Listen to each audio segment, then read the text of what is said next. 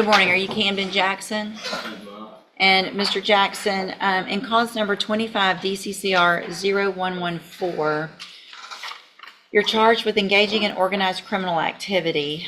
Ms. Perazo has filed a motion to withdraw as your attorney. And so do you have any opposition to me allowing her to withdraw? Answer out loud. Okay. So Ms. Perazo, I will grant your motion. Mr. Jackson, do you have the funds to hire an attorney? Working on it. You're working on it? So here's what I'm going to do in the meantime because you're in custody. I'm going to go ahead and appoint an attorney. That way you have no lull in representation. Somebody will begin working on your case. If you get someone hired, then they can file the appropriate motions to step in, okay? But you will be appointed an attorney today. Now, before I send you back to the jail, I want to talk to you about this stack of incident reports that I have of how you're behaving in our jail. And I know that one of the things that you wanted Ms. Perazo to do and that she had filed on your behalf that we're not going to take up today is for me to reduce your bond. And I can assure you nothing's going to happen other than your bond being increased if you continue to act like the little hooligan that you're acting like in our jail. I can't even tell you how angry this makes me. How old are you? Just turned 19. Just turned 19. Well, let me tell you something. It is time to grow up. Because you and the other little 18, 19, whatever y'all are doing in there, you're never going to get out of jail. You're going to end up in prison, and your life is just going to be just like this. And is that what you want? No. It's not, is it?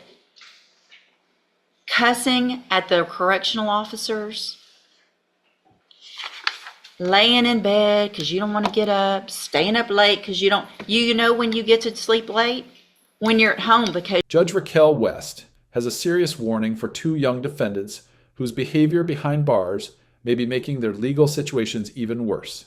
One is only 19 and already facing organized criminal activity charges, while another 17-year-old has just lost a much better plea offer because of repeated jail disciplinary problems. You're not in jail for violating the law. That's when you get to sleep late. That's when you get to make your own decisions. You don't get to make those decisions right now. And I get a report every single time you're acting up.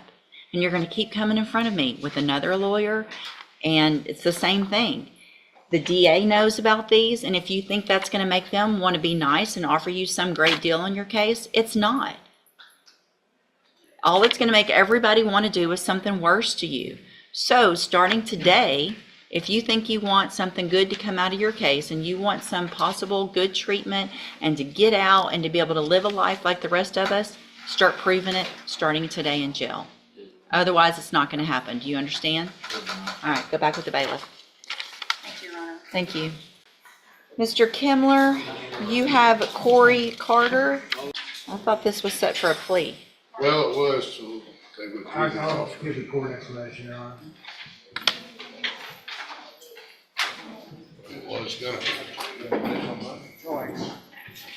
Judge, we discussed what I thought was going to be a solid agreement, and then after reviewing jail disciplinary, I just didn't think the court would approve it. So I upped my offer, which being refused.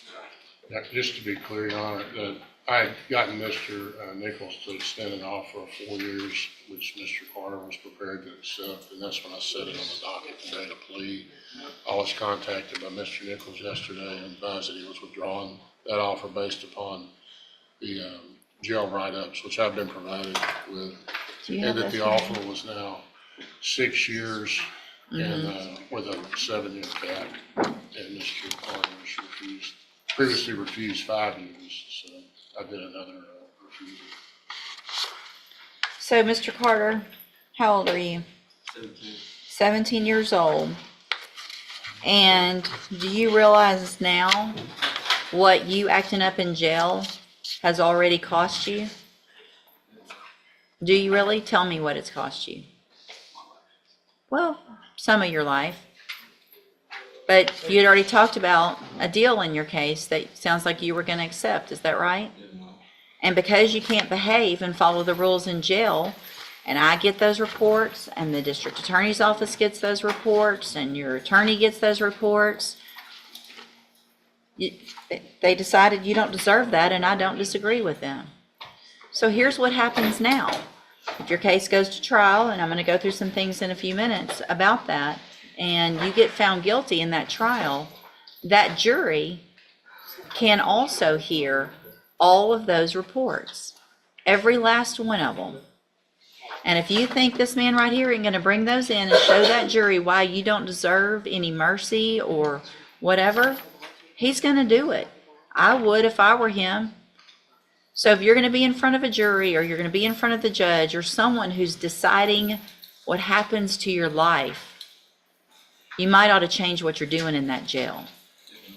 I just had a talk with another young one. I don't know what's going on in that dorm with all of you young ones, but what y'all all need to do is look at each other and say, I don't want to go to prison for a long time. If you Judge West explains that jail misconduct doesn't simply stay inside the jail. It can affect plea negotiations and even be presented to a jury at trial. One defendant had a 4-year offer withdrawn and replaced with a 6-year offer after his disciplinary reports were reviewed. The judge urges him to understand that his actions now could have serious consequences for the rest of his life. The second defendant is facing a deadly conduct charge involving the discharge of a firearm, with a prior juvenile felony potentially increasing the punishment range. After being offered a 6-year plea deal or a 7-year cap, he chooses to reject the offer. you go act up over there and man up and say, I'm not going to behave like that. Because you're a man now. And you're in felony court. You don't feel like a man. Your brain's probably not functioning like a man. But you are in felony court like every other grown-up man. And if you make kid decisions and think that horse playing and treating the people that are trying to work there the way you are is going to get you anywhere, it will. It's going to get you in there longer. Does that make sense? So what you're charged with is the 3rd-degree felony offense of deadly conduct discharging a firearm from October 13th of 2024. And what that means... Judge, I'm sorry to interrupt again. Yes. He has a juvenile adjudication, which he is actually on parole for. Felony conviction. And that's a felony conviction. My understanding, and I need to file the proper notice, my understanding is that can be used to enhance him to a 2nd degree. I don't think it precludes him from maybe getting probation from a jury. I need to make sure I vet that out through the family code. Okay. But my understanding is he's looking at a possible 2nd degree punishment range. Do you agree with that? It's a hybrid situation with the prior juvenile felony conviction. I think that Mr. Nichols is correct that it precludes, or it does not preclude him from having to be eligible for probation from a jury. However, it will enhance the punishment range Okay. from a 3rd degree to a 2nd degree. So, Mr. Carter, what that means is that if you go to trial and a jury finds you guilty, and they find that that previous adjudication took place and was true, that you were adjudicated as a juvenile of a felony, that means that jury can sentence you anywhere in the range of punishment of a 2nd-degree felony instead of a 3rd, which is between 2 years and up to 20 years in prison. Do you understand? And I have a plea bargain rejection that you've signed with Mr. Kimler that shows that the district attorney's made an offer, if you wanted to enter a plea of guilty, for a 6-year term in prison or for a 7-year cap to me. You have every right to reject that offer and have your case set for trial. We've talked about all that. Do you want to reject that offer and have a jury decide? Okay, then we'll get your case set on the trial docket as quickly as we can. Again, don't get over there and forget what I told you today. It's very important. Do you understand? Okay, go back with the bailiff. Thank you.